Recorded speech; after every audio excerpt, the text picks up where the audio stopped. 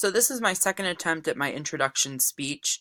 Thanks to Professor Marino for giving me this second chance to reintroduce myself now that I've been able to figure out some of the quirks with the Screencast-O-Matic and kind of get used to making a speech to all of you through the digital world. So, like I stated in my last speech, some of the biggest aspects of my life is being busy and being active with all the things that I do here in my community and here in my daily life. I'm the type of person that maybe I sleep 6 hours a night or maybe I sleep 4 hours a night, depending on what I'm doing, what's happening, and just plain and simple what's happening in my community or even in my work life. So before you can truly get to know me, the biggest thing that I can do is introduce you to the people who influence me in my daily life. So that would be my sister Jody, who is pictured here. This is Jody and I, my senior year of high school. We are on a family winter getaway, and as you can see, we were close then, but we've become even closer now. So I would name Jody as one of my best friends. Jody is now 16 years old, and as the older brother, I get to do something that was kind of scary for all of us as we went through our adolescent years, and I get to help teach Jody how to drive.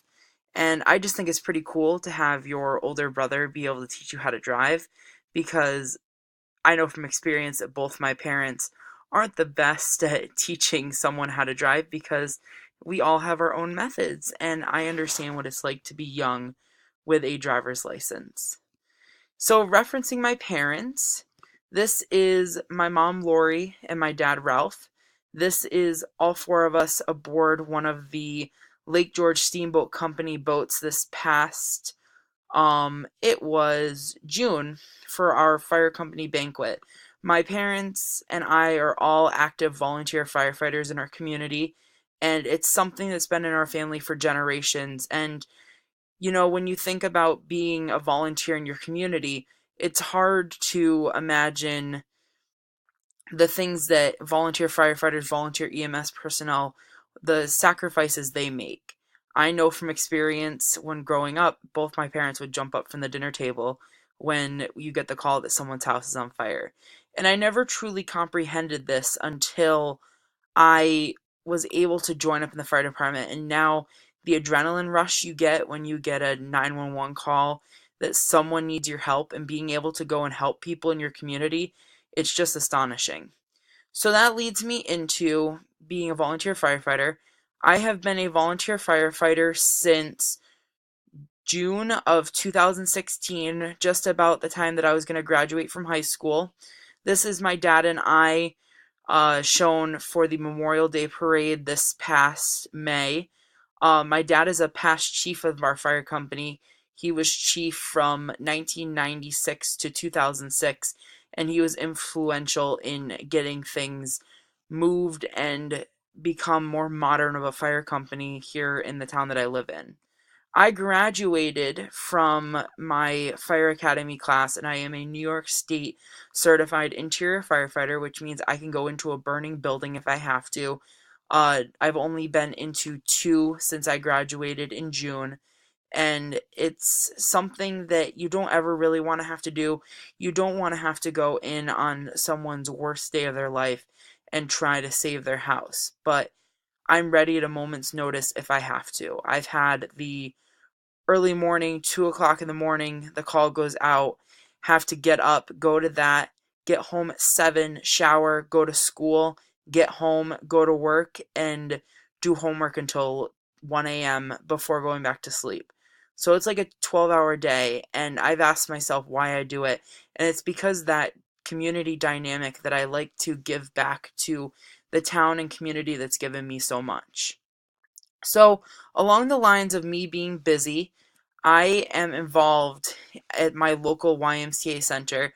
I've been with the Y since September or October of 2016, and I joined the Y when the Glens Falls Y moved to my community. This is the YMCA Adirondack Center.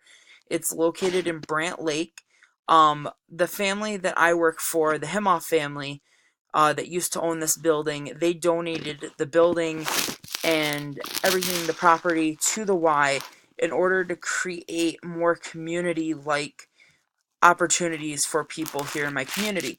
So I joined up as a after-school counselor, and I've since worked up to become the branch coordinator, which means I am like the assistant director of our Adirondack Center, and I'm able to support the community through community initiatives, fundraising. I advise the Young Leaders Club up here for 8th through 12th students.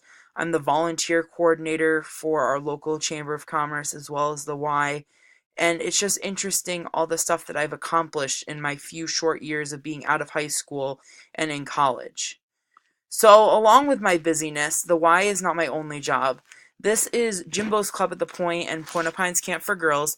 It's owned by the Himoff family, and I have been with the Himoff family since 2014. I used to work for the restaurant that was the YMCA Center before being brought up to Jimbo's in Point-A-Pines. It's beautiful and serene. It's a peninsula on Brant Lake. Jimbo's is a destination wedding venue, while Point-A-Pines is a camp for girls, and I work for both of them. Point-A-Pines is seasonal during the summer, and Jimbo's is more winter restaurant and doing weddings.